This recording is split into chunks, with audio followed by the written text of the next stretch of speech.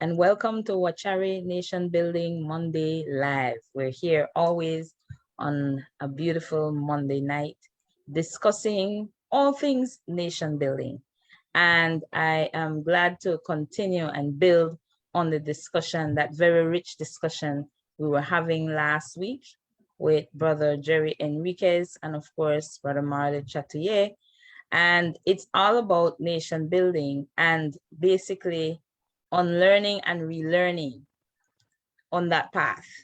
There's so much that we have been accustomed to because of colonization that has impacted the way we function and not necessarily in our best interest.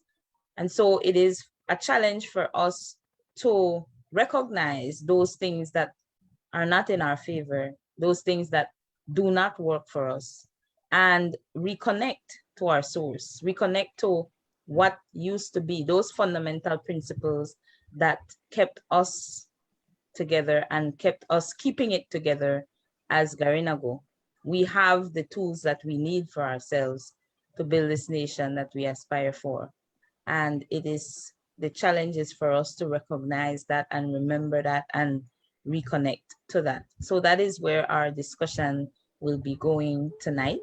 Now, on this journey, we are doing some fundraising. So I would like Marley to start us off with an update on what the responses have been like in relation to our fundraising efforts. Go ahead, Marley. Good night and welcome. Thanks, Sifa. Good night, viewers, listeners. As usual, it's always a pleasure to be here sharing with you. Like how Ifa said, on learning and learning the right thing, relearning or whatever term that was.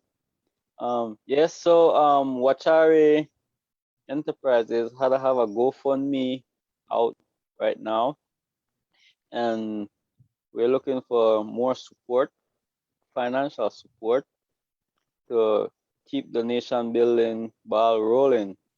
The more people we get to support, the faster the nation building will happen. It's important we all participate because we want to build a strong foundation for the future. It's our nation, and we should be the one in charge in shaping it. And so for that, we have that GoFundMe to build a support system to back up the Wachari movement as we work towards food security and economic development. So I think we can get into the rich discussion that I'm anticipating, or continue the rich discussion from last week, because we had a good show last week. And I'm sure Brother Enriquez is ready to share some more of his knowledge with us tonight. We surely do. So when we look at, well, I'm glad that there is some progress being made with our fundraising efforts. And perhaps what you can do is, again, post the link here in the chat under this tonight's live so people can know and have easy access to it. Those were some of the questions that were asked as we closed off last week. So I know there are people out there. Our people are ready and waiting to support any effort to get us back to our source and get us back on track as a people. And so I encourage everybody to lend us that support, because the work is already happening on the ground and it cannot happen without the support of our people. And it is long overdue that we do for ourselves, really and truly. We are the ones that can do it the most. We are the ones that ought to do it the most. We are the ones that want it the most and stand to benefit the most. So the onus is really on us to take those steps. And I think that is an opportune or appropriate way to go into our discussion about unlearning and relearning, because it was not far-fetched for us in the past to willingly support anything, any effort that was for the highest and greatest good of our people. That was the philosophy that we had. When it came to farming, when it came to community building, when it came to taking care of the community, if anybody needed assistance with building a home, building a kitchen, anything that was being done, we were together as a people and very supportive. Now, Brother Jerry, you are older than both of us. You can correct me if I'm wrong, but I, being at 44, I still have that in my consciousness that Garinagu worked together and were very supportive of each other in any and every way when it came to our progress. If it was farming, if it was career wise, if it was our home, if it was health, whatever, if it was taking care of the community, we were united as a people. We worked together as a people. We were very communal in our way of being and living. Is that what you recall growing up? Thank you. Thanks very much. Yeah. As we mentioned last week in our discussion, and we kind of ended on that around the end of our discussion on that note, that we definitely were people who supported each other, that we were people who, because of our history of struggles, and that the struggle involves our working together. In fact, our survival, our very survival, had to be our working together ever since we were exiled from Urume and dumped on the island of Roatan. The mere fact of those struggles meant that we had to be a cohesive group in order to survive.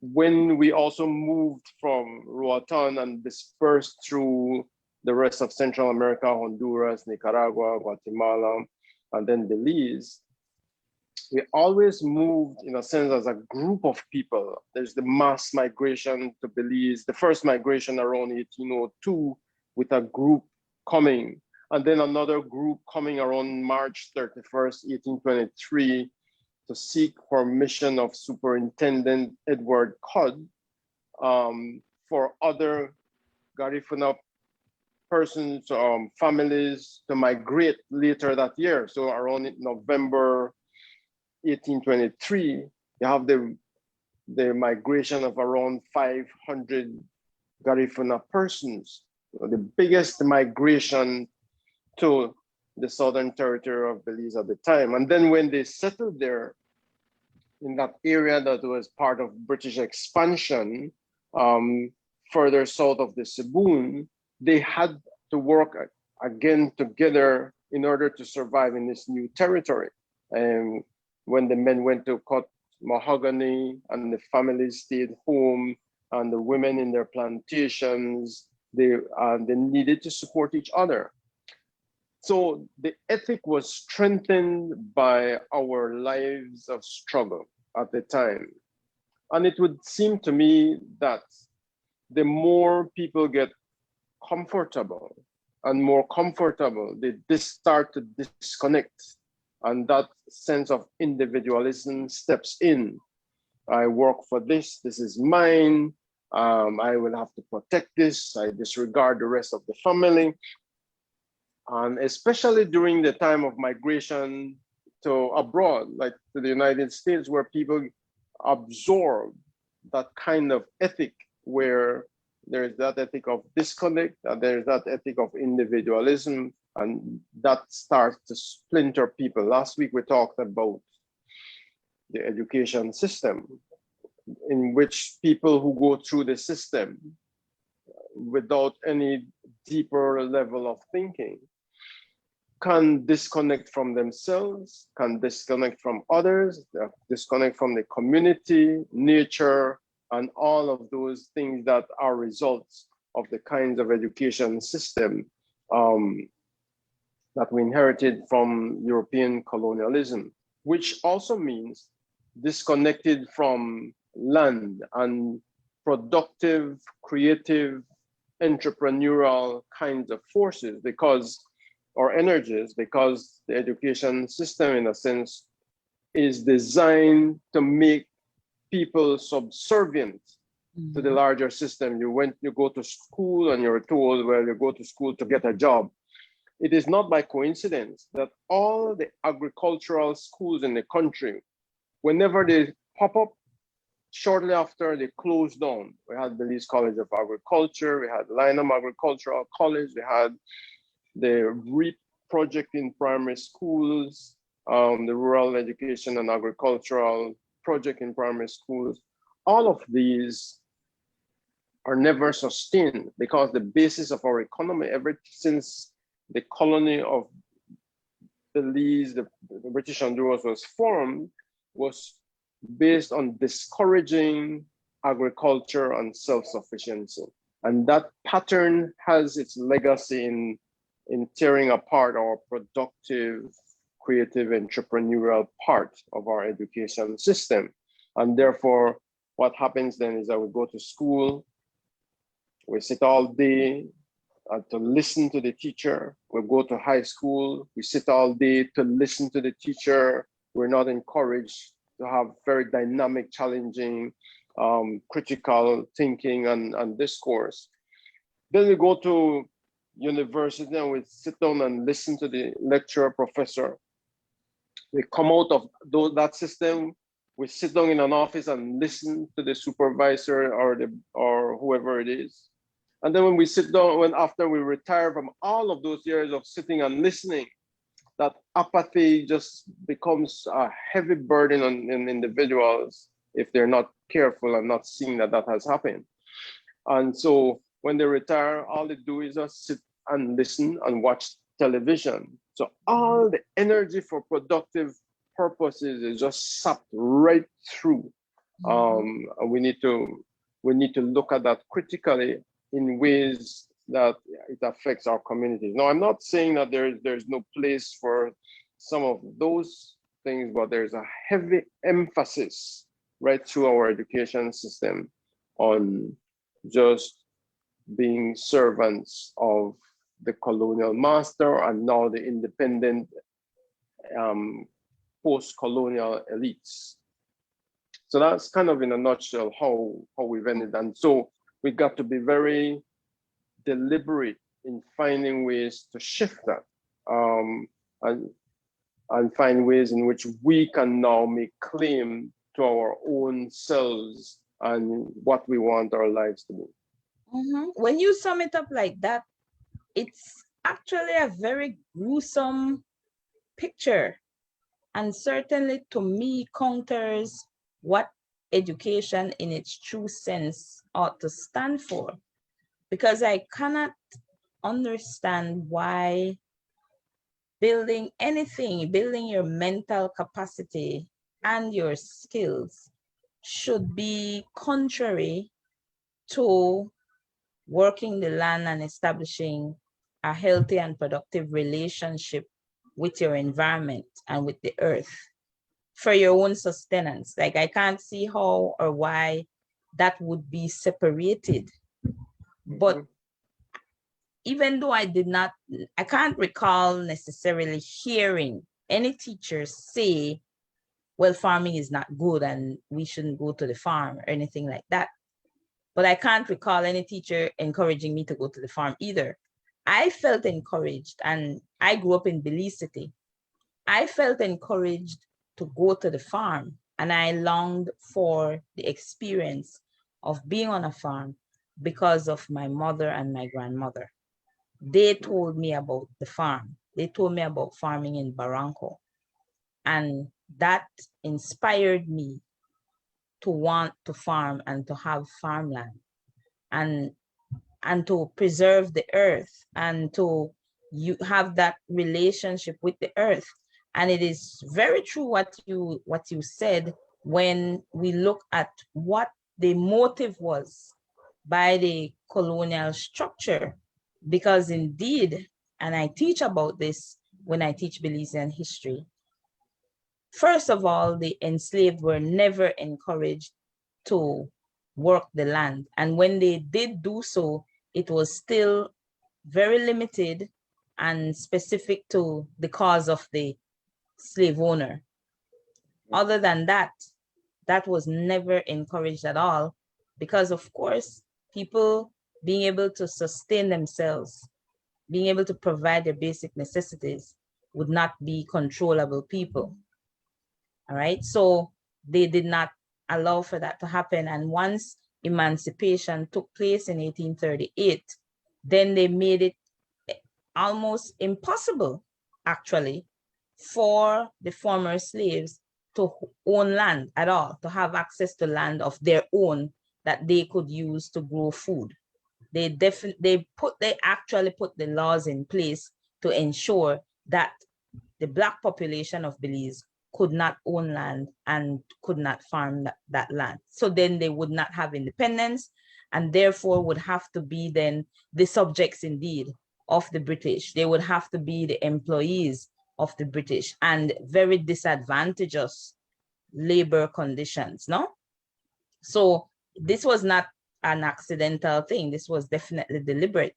And then to have the church come into our communities where farming was fundamental to our existence, self-sustenance was who we were as a people, that is how we live, to sustain ourselves so that we didn't have to answer to anybody.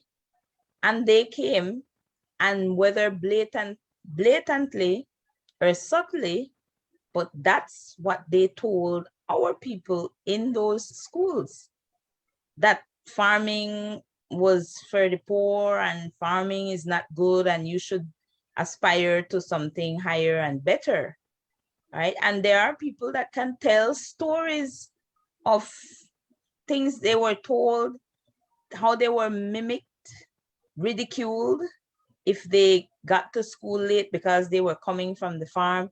Then changes were definitely made deliberately to impact our participation in farming. And it wasn't a necessity, because when you look at how the Mennonites, they live, they follow their rules and they're allowed to do so. But just because they're fair skinned and blue-eyed and blonde hair, so then they got the privilege of having all this land and living their life as they saw fit, speaking their language, following their spirituality and their own rules when it came to education, so that the children went to school when they said they would go to school and would be on the farm when they needed to be on the farm. Why weren't we given the same opportunity? So you know that it was a deliberate plot against us. And if we can look at that situation critically, then we know what we must do. We must we must bring that balance and get back to the farm. And if it means altering the schedule in our communities to facilitate our children being in the farm, at the farm, or in a garden, then we have the power to do that. And I would say we could dare the Ministry of Education to come and say, well, no, they have to be sitting in these classrooms for X amount of hours in order to get the curriculum. No, man. I think that's a bold move that we should make. Well, there are a number of things there to unpack that you mentioned. You packed in a lot of key points to the role of the church, and also getting young children to farm from an early age and all of that. So let me see how I could unpack that and see how we could look forward to that.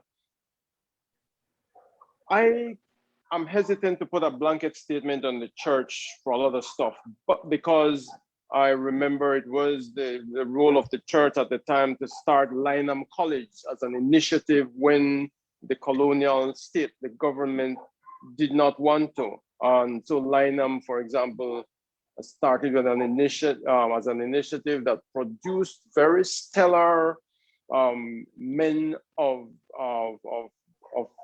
very respectable character having gone through that rigorous system and trained in agriculture, and then that was closed down as an example. But yes, on the other hand, there was not much encouragement within the school system, as you mentioned, for children to be engaged in productive pursuits. Even though I remember I worked with a group of nuns at Novitiate Nazareth at that school. Agriculture, gardening, rabbit rearing was an integral part of that school system. And as far as I could recall, even before the REAP project come on board, and I imagine that they were selected to be a REAP pilot project school because the nuns were already teaching the children gardening and preserving fruits and a number of things within the school system to give a well-rounded education to the kids at the time. That aside, and I also recall a lot of the teachers who would go into these very remote communities countrywide to teach in those years where Garifuna teachers were the foundation of the Catholic education system in all these rural communities in Belize.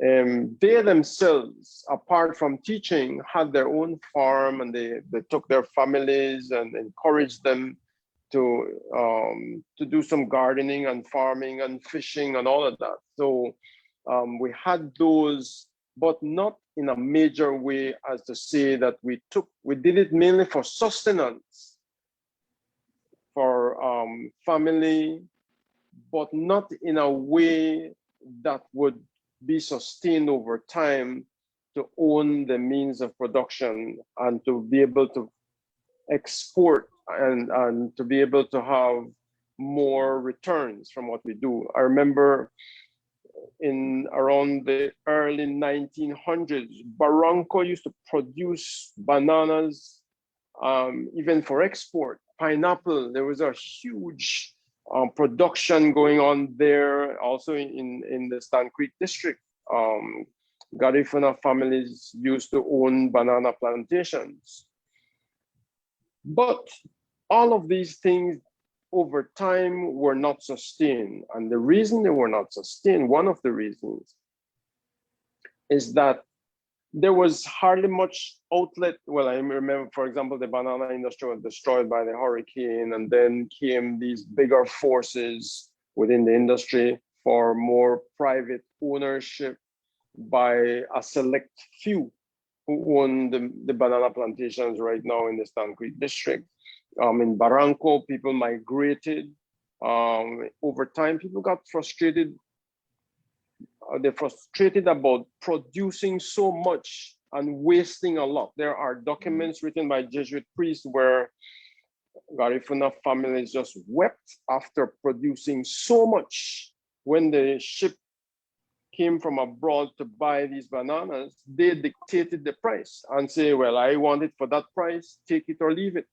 And the price usually was at a loss to these families. And so all of these things discouraged people from producing because there was not a way to guarantee regular markets, to guarantee that farmers who lost a lot after working so hard and they end up with nothing. Those things over time discouraged also those who were producing a lot and without finding a market that they could always ship to. And they did that a lot of times on their own initiative, trying to survive. So in a sense, while not everybody can be farmers, those who are can tell of the struggles sometimes for finding markets for what they produce, for finding the kind of support to find these markets. And then comes in the bigger multinational companies that clear huge tracts of land for mechanized rice farming or mechanized sugar plantations and all of those things. And when people look at those and try to find their niche to say, all right, if I produce so much of this, where is it going? What is the guarantee?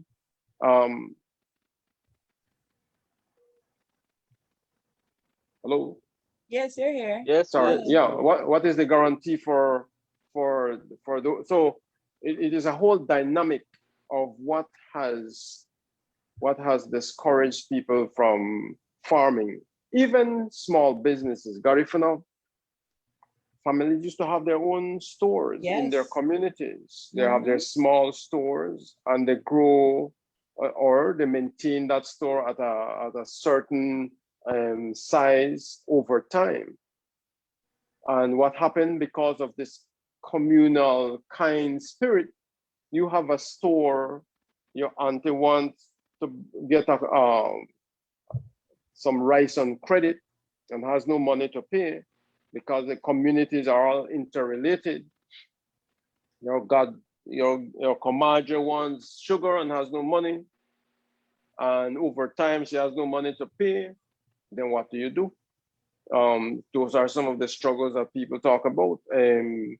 If you have and if they want credit, they come to you. Oftentimes, when they could purchase other options, they could go to somebody else because they already owe you, and the money that they have, they need to spend it somewhere else. So you have all these kinds of dynamics that need to be looked at more carefully. So you have a store in your community, you want to give no credit, hang it along. All those kinds of demeaning language. You're such a mean person because you don't want to give us credit. You're horrible. We are your family. You won't consider that we are struggling, and you don't. All of these things have an impact on our entrepreneurial spirit also. And so people took the option of leaving their communities when they get into some entrepreneurial pursuits. Sometimes that's what they do. So the challenge becomes, how would they balance their entrepreneurial activity with the communal value system and the caring for their families and relatives and the extended relationship within the community. So in comes persons of other ethnicities in our communities, and they establish the businesses and they become successful and they remain open and they offer no credit and they can be strict and they can succeed. While in our communities, we have all those kinds of other dynamics at play, which keeps us kind of in a level field in a sense, and people hesitant to want to move as far as they could because of these other forces at play. Those are some real issues that people struggle with. Can I stick a pin there? Yeah. I want to stick a pin there. Just before you get into like, since we're on farming and the decline of farming, I want to look at some of the factors that cause the decline of farming. I remember when they start talking about children's right and child labor. I can remember when I start hearing about that, and for us, it wasn't child labor or taking away a child right to go to farm instead of playing. I think these things cost us a lot when we subscribe to it and accept it. Within our community, we shouldn't have accept those things because child labor, not because a child is going to a farm and do some work at the farm, doesn't mean that he's not learning something that would make him a better man in the future. Working at the farm shouldn't have been classed as child labor or taking away the rights of a child to be playing. I think those things cost us a lot, and it's time that we go back to our ways and do it the way we see it fit. Like you said, the Mennonites, they have their own education system rules. I think we need to do the same so we can better engage with the farming, because we drifting away from the farm. The more we're talking about it, the more we're doing it. So the time must come that we realize and take it serious that we need to have our kids engaged in farming once again.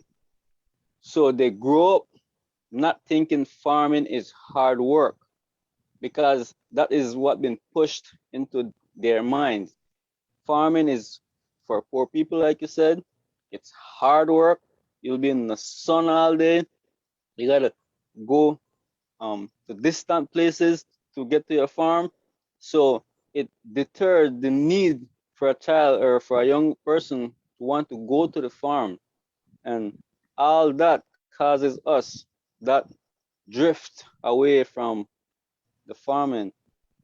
That's why I really appreciate the efforts of Wachari, because Wachari is engaging the farmers and encouraging youths to take another look at farming, because this is an option where you can better off yourself as a Garifuna individual, using the land, growing your own food, having products for market. Um, this is where we need to go. So um, we need to look at those systems that were imposed on us, because those systems cost us a whole lot. I am complete. Well, I'm not sure if by the time the Convention on the Rights of the Child was introduced or discussed or gained prominence, if the damage hadn't already been done in relation to our children going to the farm. Because once the education system had altered the timing of holidays and so forth, that already had put a dent in children's participation in farming. Once those changes had been made, like Baba Roy had made reference to that, that when the timing of school, when school is in and when school is out, countered the time for planting, going to the farm and so on, it already took the children away from the farm. So that had already happened before the Convention on the Rights of the Child. And then one of the things that I think needs to fundamentally change is our mindset, how we think about these things, our ideology. Because what is wrong with hard work? If going to the farm is hard work, there is nothing wrong with hard work. Hard work is a good thing.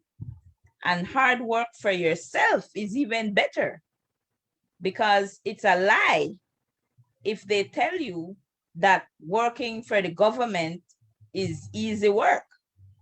That's an illusion, right?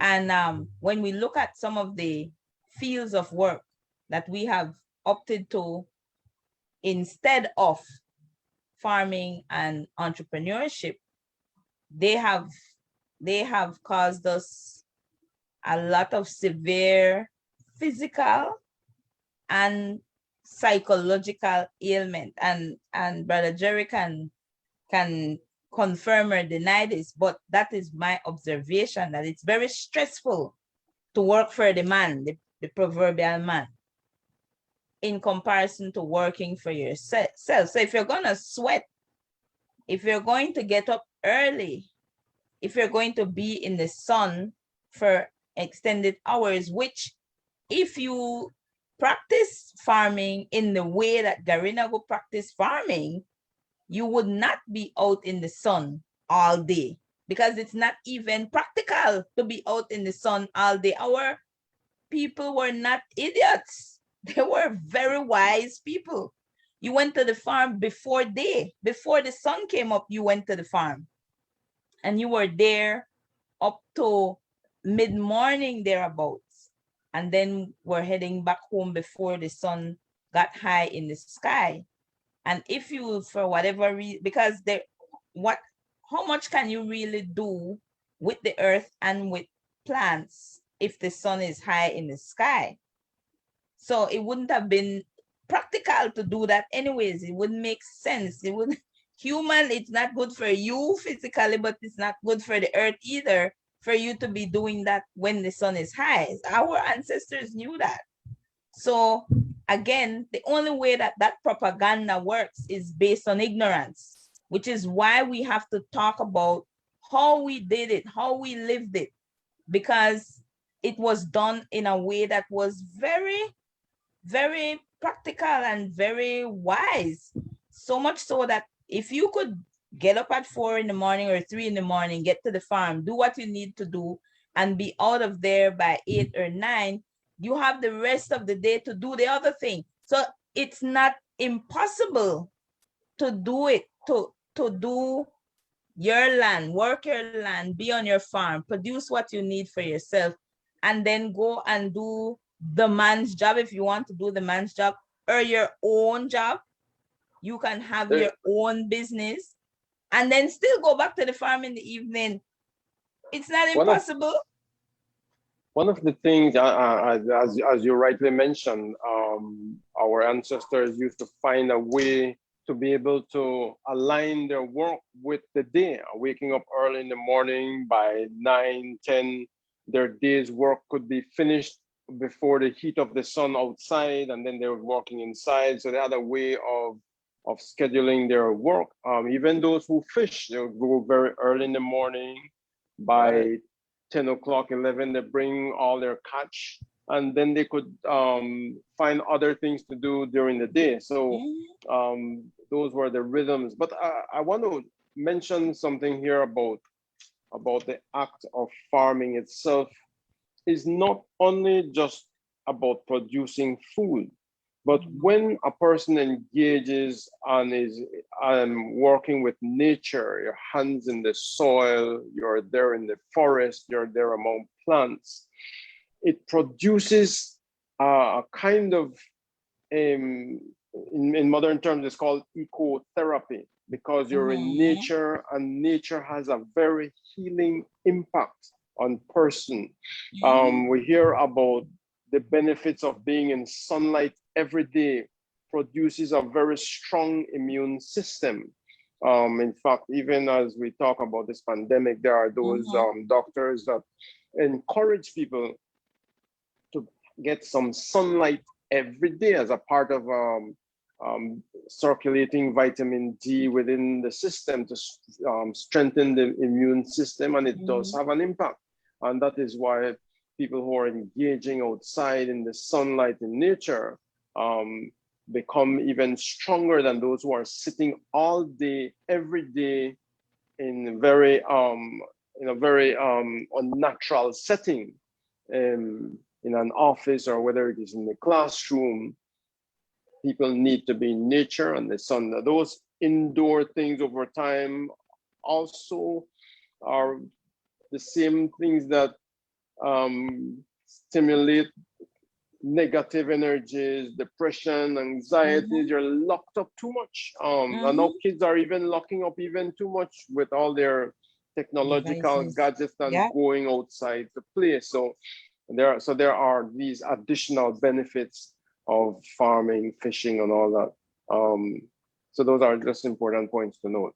Yes, and then you see, when you mention about entrepreneurs and how our entrepreneurial energy has somehow been depressed or sucked, I wanted to stick a pin there, because what is it that has happened to us that we could watch others come into our communities and prosper with our participation? This isn't that they're prospering from other people's participation.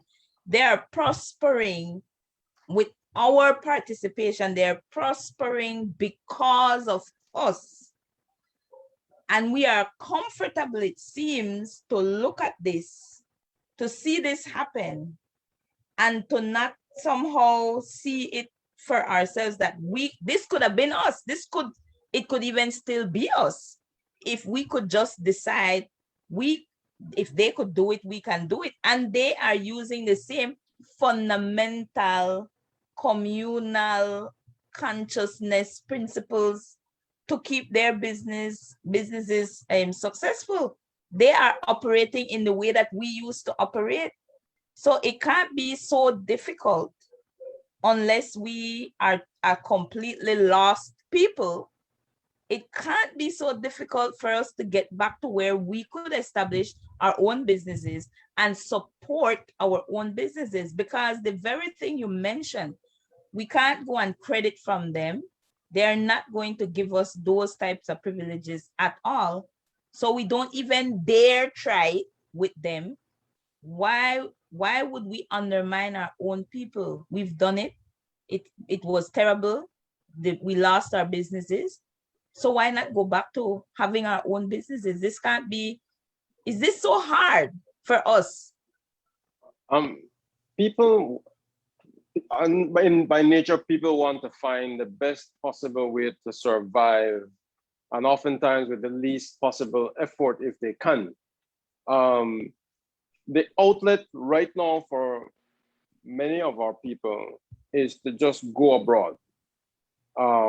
And sometimes with the intention of for a short period, but most often to remain there, and their children will most often never return.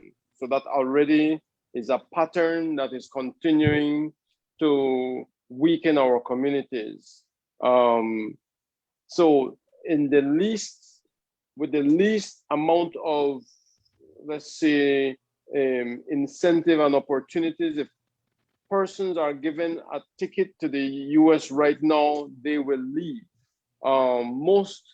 In most of the communities, I would venture to say, because they're trying to find ways now to survive with more opportunities, and many will not remain on a farm if given the opportunity to go somewhere else to make money. Because the ethic then is, how do we maximize income by whatever means to live a life that is deemed as comfortable as possible? And that seemed to be the new ethic. People are going to worry, oh, my ancestors used to do this. This is what the value for us. This is what happened in our community. This is what we would like to keep. That has become a kind of a secondary way of thinking. If it benefits persons, as it did in the past, to make them survive and to make them successful, then they will do it. But it seems to me right now that there is an outward orientation towards material, accumulation of material and sensual pleasures. And that is why you have even people turn to heavy drinking, even within their communities, and supporting others who come and bring this destructive substances to them in their communities. And so others could get wealthy just by feeding alcohol to those in our communities who are seeking an outlet through sensual pleasures, until they find opportunities to escape, in a sense. So that's a way of escaping the realities of what they're going through. There's hardly, I hate to create a grim picture, but that reality is disturbing, that people have gotten to a stage of apathy, have given up. There's a certain lack of trust in the system, as it were, and there's a certain lack of desire to continue to struggle, having gone through centuries of struggle. So people have, in a sense, there's a malaise and a sense of giving up and an apathy, and looking out to try to find ways to escape these communities. That's a real struggle that is occurring in many of our communities. Mm-hmm. And those who are abroad, having made good their opportunities over there, will probably return after retirement to a more sedentary life and not wanting to re-engage in these difficult situations because for all intents and purposes, they might be tired after all the hassles of living abroad, or Mm-hmm. they felt that they have made it and therefore they just come home to Enjoy be it. Reap by the sweets. themselves Mm-hmm. and no one to be bothered. So you have all of these dynamics playing out. And then if their children come, it's just to visit for a short time. They're not worried about rebuilding the community, support rebuilding efforts in a sense, make targeted ways to support what is happening at home. Those are some of the dynamics that are continuing to, and that's what I'm bothered about every time I see the high levels of apathy, alcoholism, and if not, people turn again with the hope that Jesus and Mary and Joseph and the saints will probably alleviate this suffering as they were conditioned to think, Mm-hmm. and it often doesn't happen in the way that they would like Jesus, Mary, and Joseph to do. No?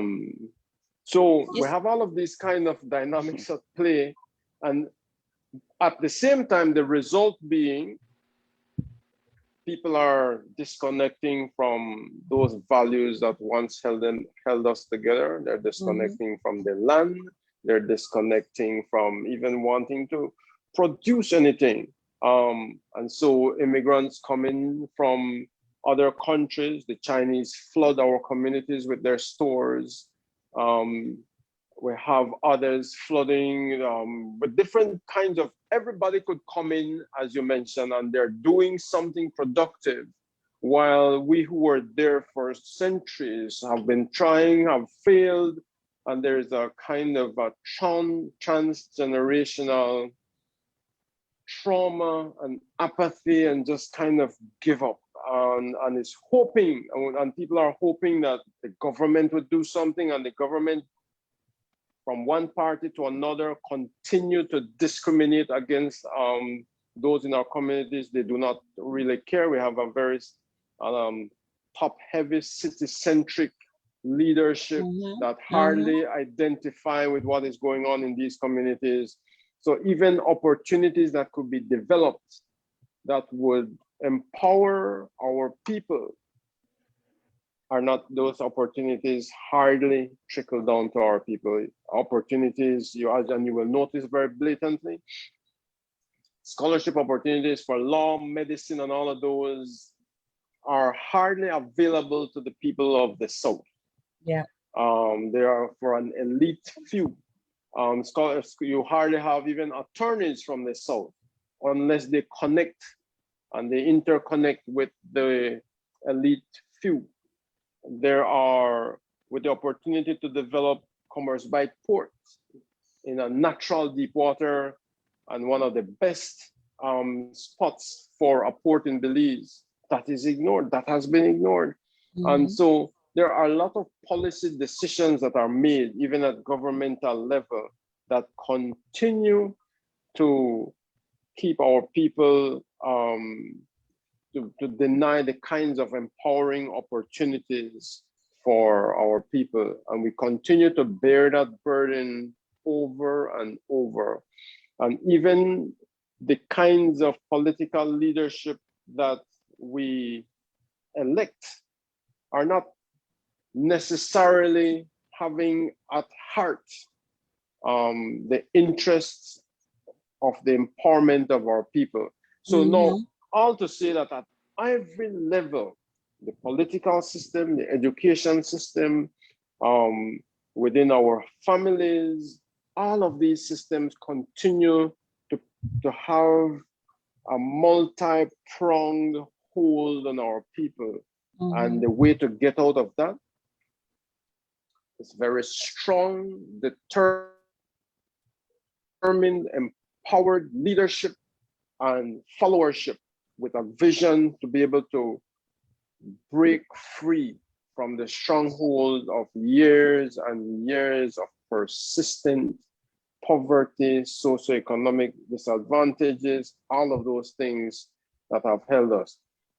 But also, and this is a call to people who live abroad, not to forget your roots and where you come from, and not to forget that people here need every kind of support, whether you're supporting people going through to high school. Some there are youth who can't even afford a book, and finding ways to support even like initiatives like Golisi, that is rekindling among children these values that are lost, very Garifuna language, culture, music, very rare dynamic program in that school. Those kinds of initiatives could be supported. So it's not about, well, I go abroad and I live my life and let me not worry about back home. I live very comfortably and I will just come home, build a house, retire, enjoy my life by myself and die.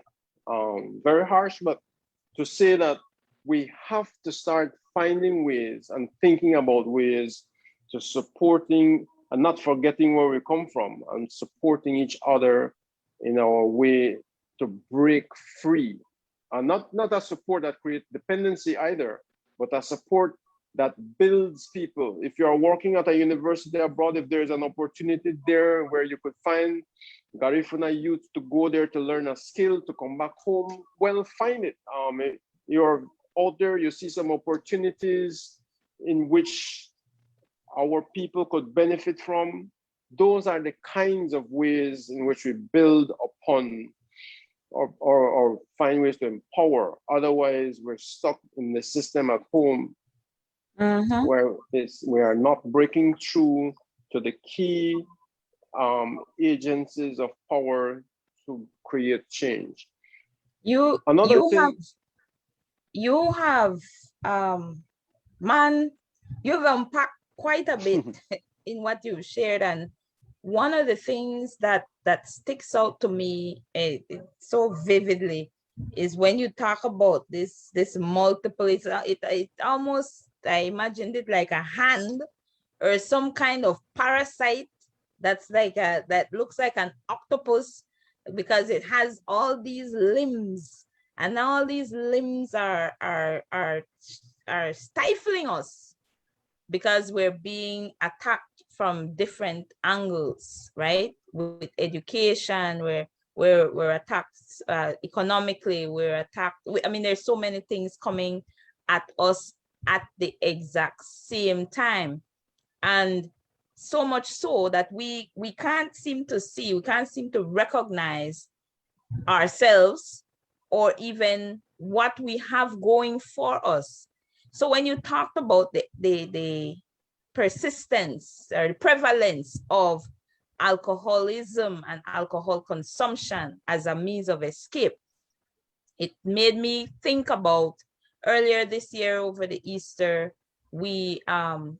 I, along with my students, we started to clean the beach here in Dangriga. And you should see the things that were littering the beach.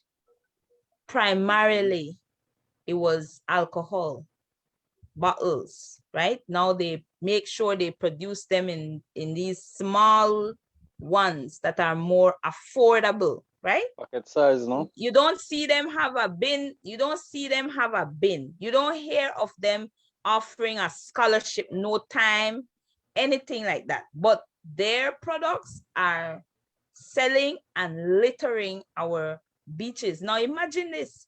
And Jerry, you can relate, you understand this. When it comes to therapy, we are in one of the most beautiful places. I'm talking here about Dangriga. One of the most beautiful places in this country and even in this world. We have the river, we have the sea right there, accessible to us. In a lot of other countries, we have already been deprived of that access. The people can't access the beach because foreigners own the beach and deprive them of the opportunity to access the beach. We still have access to our beach. And when you're on the beach, you have access to the sea. So when you have access to the sea, that is access to healing. You can hear the waves, you can go into the salt water. I mean, that is so therapeutic. People pay their thousands of dollars to come to Belize to go into the sea, to be at the beach, because they don't have it in their own space where they live. To be in the sunshine, they don't have it. We have it. Now, you have that. If you are having issues, you're having problems, you're stressed out, we already have at no cost, right? You don't have to pay whatever the consultation fee might be to see a therapist, because you could just go to the beach, find a spot, sit there, bury your feet in the sand, talk to the sea, talk to your ancestors, calm your mind. It's all of it is available free of cost. But then you corrupt that with this substance that is going to alter your consciousness. And then you also litter this therapeutic space, this natural healing space, you will now litter it with the bottle, the container for this poison that you're putting in your body to escape, when you could have just escaped. Imagine the amount of inspiration we could get, like we used to get, from just being by the sea and listening to nature. How much more productive we would be as a people. This is right here available to us. So is it that we need to go and say this to our people over and over and over again, highlight, point out, listen, we have this is rich, this is for us, we need to use it, it is healthier for us, it is better for us to sit right here on the beach and listen to the waves than to have a bottle of liquor. It is better for us to just sit here and listen to the waves and hear nature and hear our ancestors than to be consuming this alcohol. That I think we have to remind our people of what we have, because we still have it. And the unfortunate and sad thing about it is that those who are producing and marketing alcohol to our communities are those who are getting richer from the destruction of people. Yeah. But I want people to take ownership of that, just to say that when you continue to drink, whatever you do to your body, you are storing information that will be passed on to the next generation. So you right now are the ancestor of the future. So you take ownership to say, whatever you do to yourself, anything, whether through thoughts, whether your words, your action, behavior, all of that is stored in the body.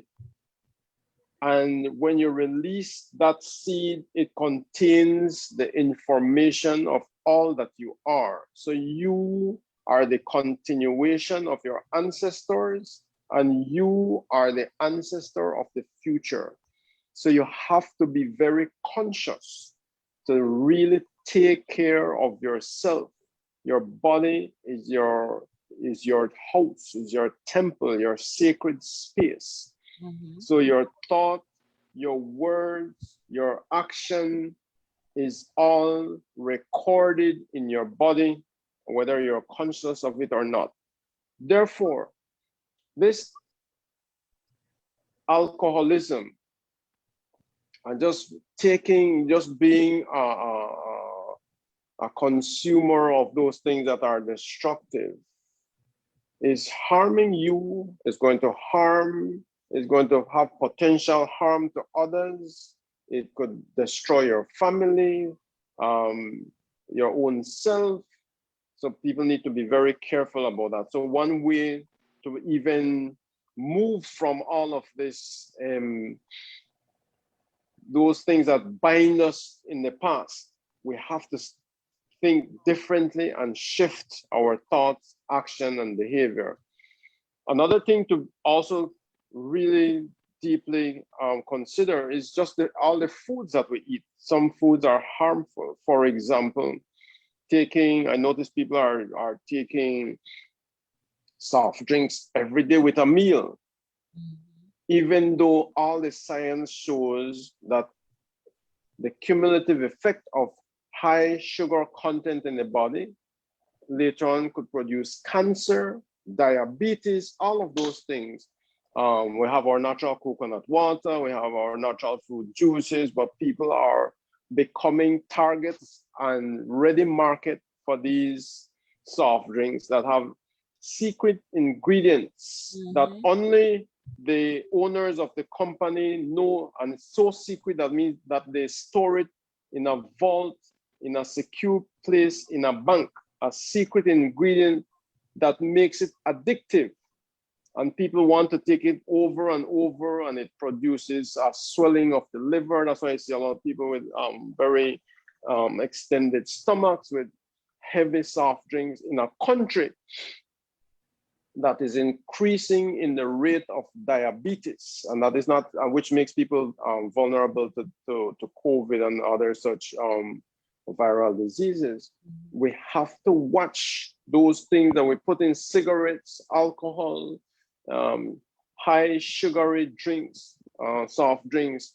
Those things are also destroying people's body, health, mind, and we have to be conscious to put a stop on it. That is why farming then also gives us the opportunities to produce those healthy foods for us to consume, to return to being healthy persons. There are natural herbs that our ancestors used to use. We have lost even the knowledge of these herbs that produce strong immune systems and health.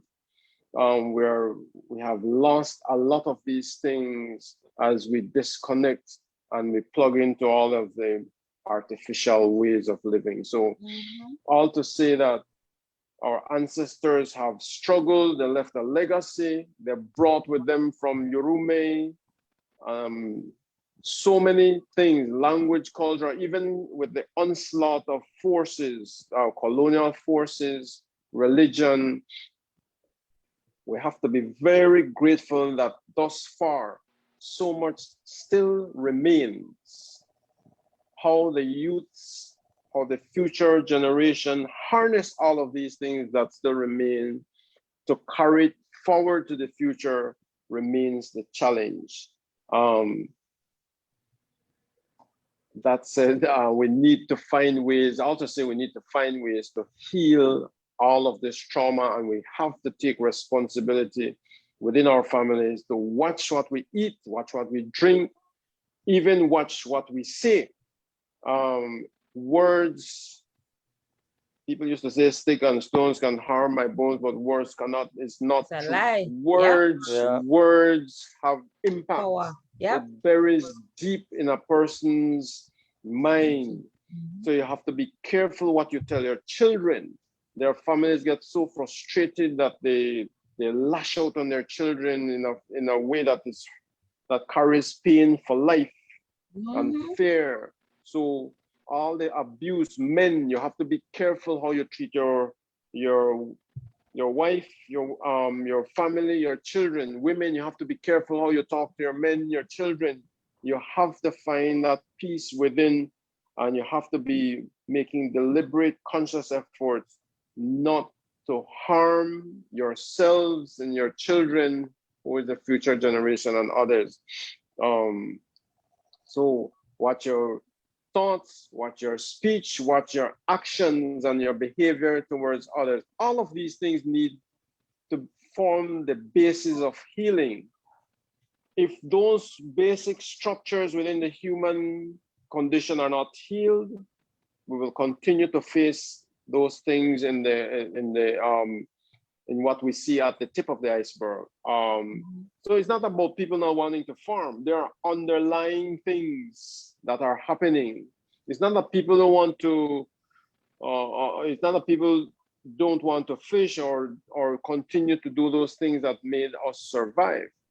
It is that people want to find ways to live a happy life, a productive life, and whatever delivers it has become the challenge such that people are willing to disconnect with all who they are, unfortunately, if they are to find those things, including going abroad, forgetting about home, their children never return, they never return, they have no interest in what is going back home, or if they have interest, it is still by remote control. There's a hesitance to come and reconnect. There are all those underlying factors that are part of the bigger struggle. The struggle with our own politics, our religion, and who we are, and how we sustain life as a people, the struggles within our communities that are continuing, in a sense, to be fragmented. Those communities, I would say Barranco, Hopkins, Georgetown, Dangriga, PG, are not homogeneous. There are people moving in, people claiming spots, people will be there to reside. Our communities are becoming less cohesive. So then the challenge now is, how do we build the kind of leadership? How do we enhance, bring together a collective leadership to envision the future and to sustain activities towards achieving those things in the future. I personally have worked with indigenous people of Suriname and with the Mayas in Belize, and one of the things that strikes me is the collective leadership, the passion to maintain a vision over years on the long haul, and staying with it.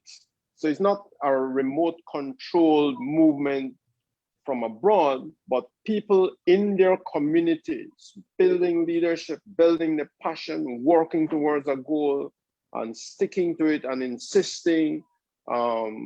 It started when I was a very good friend of Julian Cho, for example. When I'm very aware of the kind of vision that he had and seeing how that continues to play out even long after he's gone, with his sister-in-law, Christina, pushing, sustaining a movement, the alcalde system of collective leadership, the alcaldes working together. I noticed that in Suriname also, with the Association of Village Leaders of Suriname, the leaders of the villages get together and determine what they want, and they drive, and they know that it's for the long haul. We need that kind of collective leadership from all the communities, all the Garifuna communities, if we are serious about reversing the trends that are happening and making changes. The leaders need to get together very often with strong commitment, with support from those who can, whether at home and abroad, to ensure that these leaders are genuinely pushing forward the interests of the people in their communities. If that does not happen, then we're making a step forward and 2 steps backward. That the collective leadership has to get together and determine where to move forward. You're so on point with that, and I'm very solutions oriented, Brother Jerry. So I'm thinking, right, that we need to go into our communities. We can't assume that everybody is here on Facebook and hearing this discussion, but everybody needs to hear this discussion. All Garinagu need to hear this discussion, because everybody else seems to get it but us, right? We are seeming to be lost in the wilderness. And when I say we, I'm generalizing the collective, because there are, yes, some of us that, want this same thing, but there are too many of us, they're in survivor mode. And it is hard to make progress when you're in survivor mode. If you're in survivor mode, then you don't see the sense of going to the farm or having a garden. You're just thinking about, I need a meal right now, and ramen is what I can afford, and therefore I will have ramen noodle. oh, I need relief right now. I need stress relief right now. So I'm going to sleep with this person. Or I'm going to have this alcohol. I'm going to have this substance. I'm going to smoke this weed. I'm going to do whatever this thing is, even if it is destructive, because I want to be distracted from my reality right now. And once our people are operating from that standpoint, that keeps us desperate. It keeps us in a state of distress. And the others that are, there are many capitalizing on that. Many are capitalizing on that. So I think it's imperative for us to share this with our people, to have this discussion with our people. And I want to know your willingness to do that, because some people will say, well, it's easy for you all to be where you're at on Zoom and talking this thing on Facebook, but the people aren't hearing this message. So how serious are you about getting this message to our people? Because the change that we are seeking, the change that we're talking about, will not come from us discussing it over Facebook. We need to actually have this discussion with our people. So who is willing to do that? To let us go and talk to our people. I'm not interested, and I'll be very passionate about it. I'm not interested in anybody else. I'm interested in my people. I want my people's minds to open up. I want my people to be hopeful. I want my people to see that we have the capacity to get out of this quagmire, and we do not need to be under this oppression or depression. We can get out of this. We still have the capacity to do it. So I want my people to hear that, to know that. Yeah, of course. It's an interest that I've had, just a burning interest that I've had for quite some time now. How do we find and nurture and support from the communities? How do we support, nurture the leadership? Because the critical piece there is leadership with commitment, passion, compassion, to be able to sustain the vision, not the vision like divided, but the collective vision of the people in the communities, that needs to be articulated. And definitely, as I said, I've had very rich experiences that I constantly reflect on. That it's been instructive for me from working with the indigenous, the Association of Indigenous Leaders of Suriname, and with and I was very fortunate to be invited and included in the early stages of the Maya land rights movement, and provided all the support that I can on behalf of my late friend Julian Cho, who fueled that passion within me for their fighting for their rights and understanding of indigenous and communal and customary land rights. So the lesson that I learned from all of this is that the people in the communities must meet with other people of other communities and their leadership, not expecting instant results, but on the long haul, being able to articulate what is their vision, what is their interests, all of that has to be constantly on the table, and towards advancing forward for them to achieve whatever vision they define.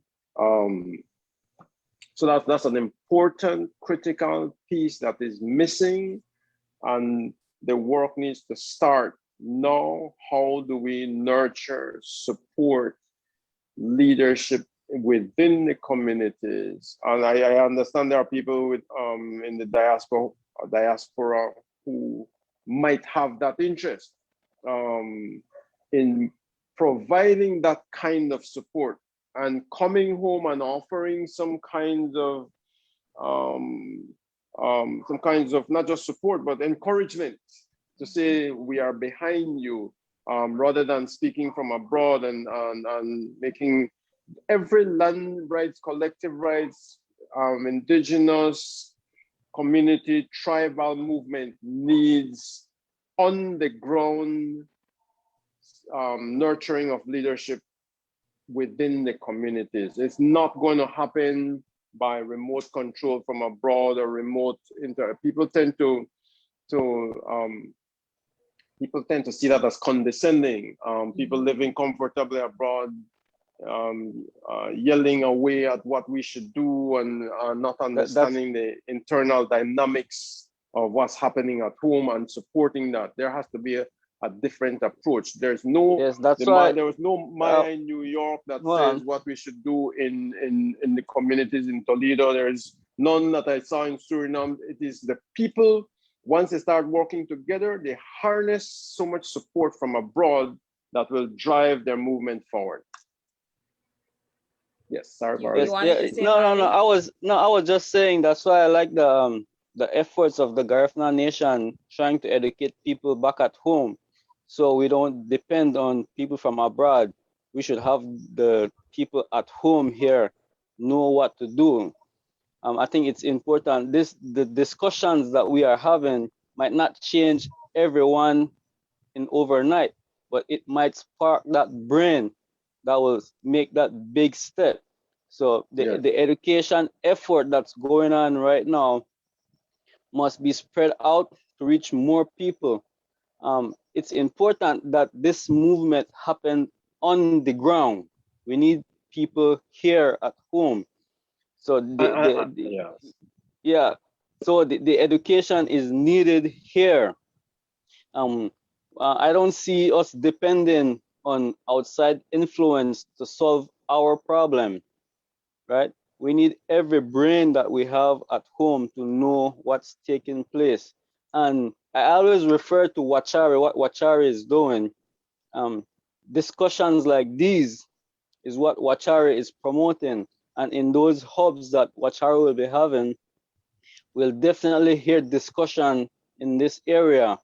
Our rights, our ability to sustain ourselves with food, you know. So I think that we will get to that point where we can stand on our own. That's what I'm trying to drive home.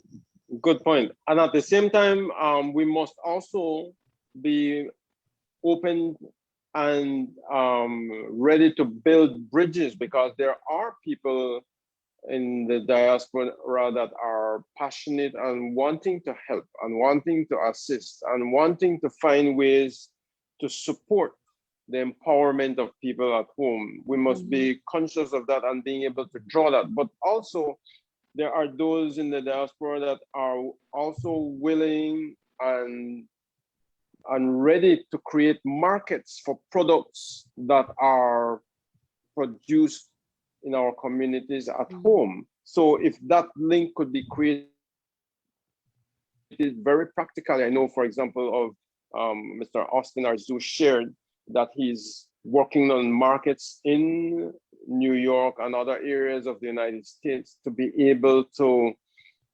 buy the cassava from our communities in Belize, get it exported to New York and build a market. You know, many millions of people in New York, if we get just even a fraction of them eating cassava and marketing it in very in health and organics and nutrition and all of those, the way it is packaged and marketed could have a big impact in making that link between home and abroad. Maybe there are other products that could be also that has a great potential. But all to say that if people could make those connections, the diaspora there, they would know what is in the market, what could be supplied from home, and those connections could empower our community to produce something that is sustainable, to be able to, and very unique probably, in a niche market,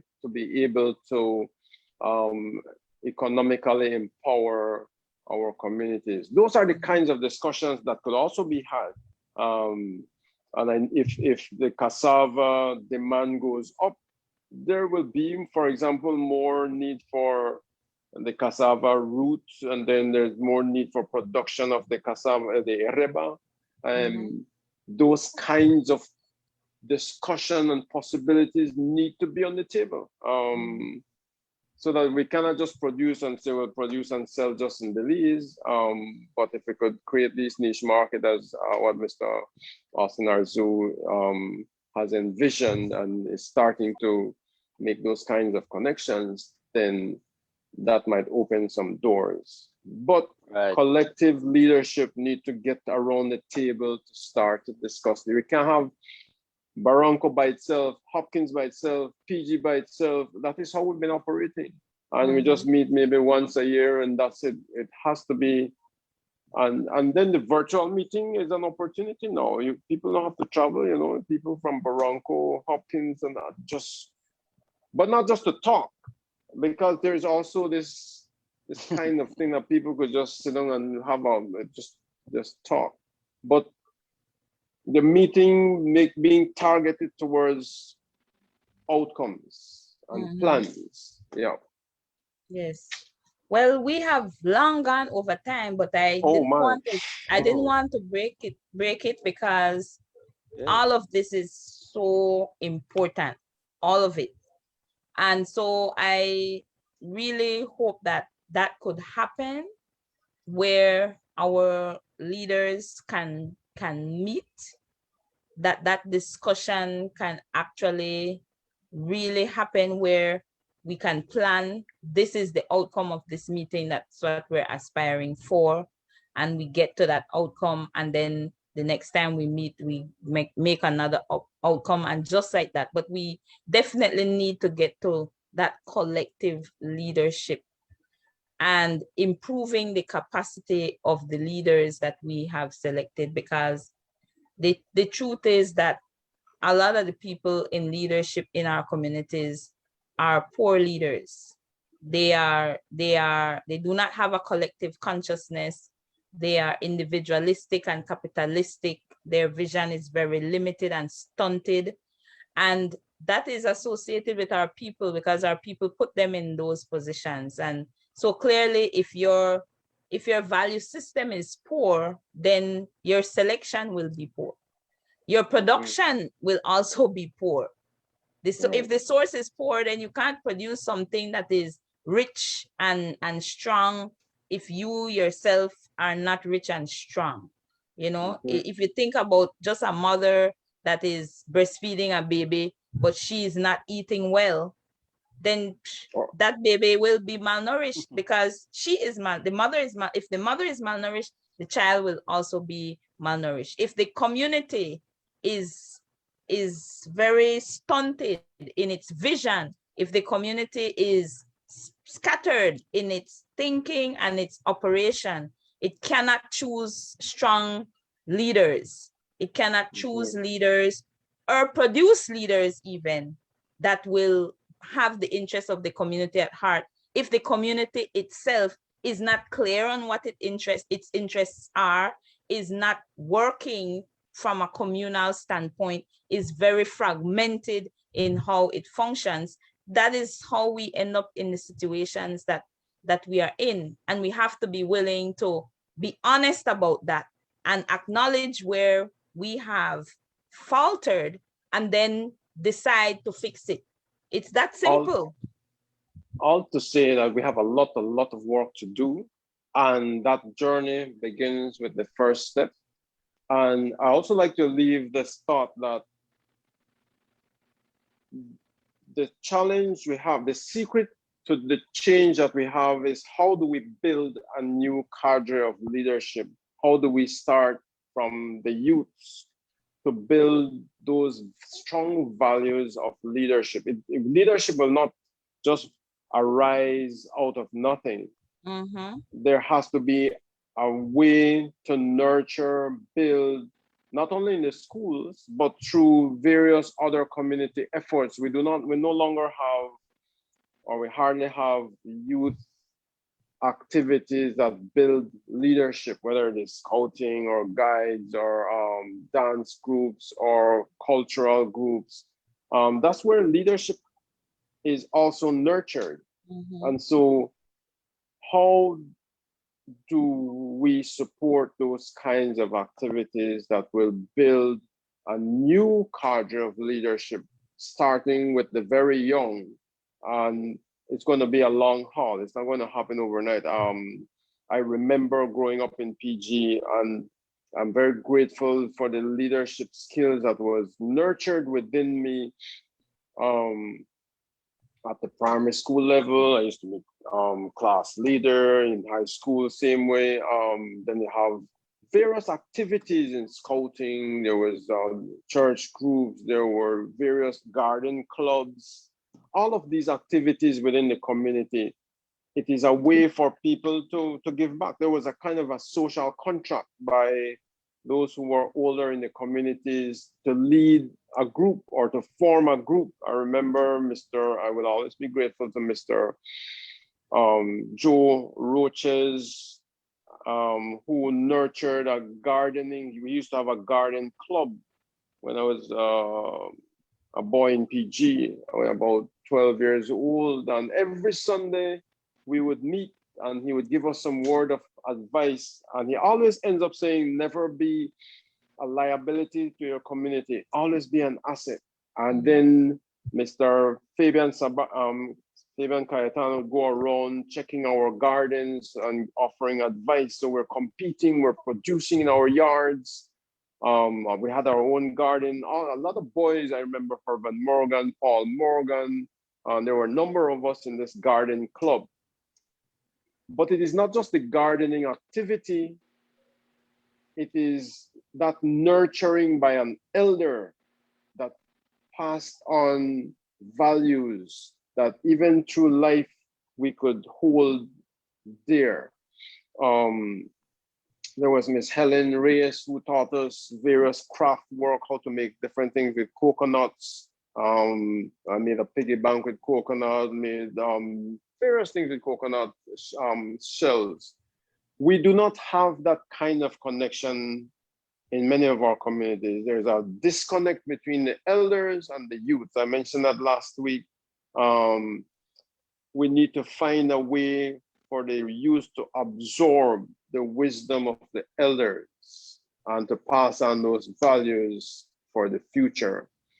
All of that needs to heal. So there's a lot of work to be done, and that journey has to start somewhere. I'm willing and able and ready to support in any way that I can. I'm happy to hear that. And we had a whole lot of comments. I couldn't even touch them because this has been such a very rich discussion. So I want to, of course, say a big thank you to everybody that has shared in the comments. And I encourage you, Brother Jerry, to check it out. Maybe you would want to reply to some of these comments directly. But it's been rich. There are lots of people that are of like mind, and we wouldn't know it if we didn't share our minds with them, right? So it's that is always encouraging and refreshing when you share your thoughts and then you realize, yeah, this one thing to say with, that one thing to say with. So that's what we need. We need to build that. More of us with the same mindset. That's the collective leadership that we need to move our nation forward. So, Brother Jerry, I want you to keep coming back, because like every time I feel like the conversation is going in, and there's something that gets touched that needs to be delivered more. We need to delve into more, and so the door remains open, man, for you to continue to come, because if you notice too, our conversations are not the same. It's not the same thing we talked about last week that we're talking about this week. We're building on what we talked about last week in this week's discussion, and there is more, because if we're going to talk about nurturing those leaders, the quality of leaders that we need, then that's taking the discussion a notch ahead, So there's too much to talk about. There's too Yes, much. the hour is just too short. We don't Yeah. exceed that already. And there are people right here waiting, just happy to be soaking it all in. So I, even though I was talking about going face to face to our people, I agree. A comment was given that this platform is also very necessary. So yeah, we're keeping Yeah. this. We're keeping this Thanks. platform for sure. Yeah, And we like I encourage you Very to mentioned, much. just keep sharing, share this information. yeah, and like I mentioned, every discussion worth something. Might not change everyone, but that one brain we might spark to start Exactly. something. So every discussion is worth every opportunity to get online and share is welcoming. I want to Thanks very thank much. you, brother Enriquez. I want to thank you, and I welcome you back sometime in the future Sure. because Final word. you, Oh, yeah, sorry. you haven't given us anything. I don't believe you gave us anything. You haven't given us anything. So And- so You're I'm good. expecting more. I'm expecting more of this discussion with you, and I appreciate your time. Sorry, man, Thanks very brother. much. Just one more thing I need to plug in. Please remember, I have Yes. a book to educate a nation. I think it's very important that people get a background in the history and contribution of Garifuna people to education in Belize, up close from a personal level from two persons, my grandparents, who shared. Very rare that people wrote in the time, but it's good to see what they went through. And then finally, last week I remember mentioning, as a part of a healing process, people taking some quiet time each day to start to settle the mind, being aware of what is in the mind, which means spending like 15 minutes just in this time. I was just listening to and observing the breath every day, every morning, every night, 10 to 15 minutes. Just sit still and observe your breath, and that will help to calm the mind, and it is a very profound way to regain your composure in a lot of situations, getting that awareness. And finally, as I mentioned, I want to emphasize, do not get into this habit of drinking alcohol, soft drinks. Start to clean out your body and your mind. Make sure that you're not a ready target and market for these destructive products that people are getting rich after. They're offering it to our communities. Too many of our young men are drinking, they're wasting money. Use those funds to find something else. Go swim in the sea, save the money from that you were going to spend alcohol. Find some healthy ways to nurture your life, because what you're doing to yourself will affect those of your future generation, whether you're aware of it or not. So make sure you're here for a purpose on earth. Take very good care of yourself. Get conscious and make sure that you stay strong and healthy. Don't make anything destroy you. Don't make anything trigger you to get angry. Find ways to live a healthy life in your mind and in your body and in your soul. And on that note, thanks very much for having me. Sirme Wayabo. Good Residue. night to everybody. And next week we'll be back again, same time on a Monday for Wachari Nation Building Monday Live. Ayo, ayo. Ayo. Ayo.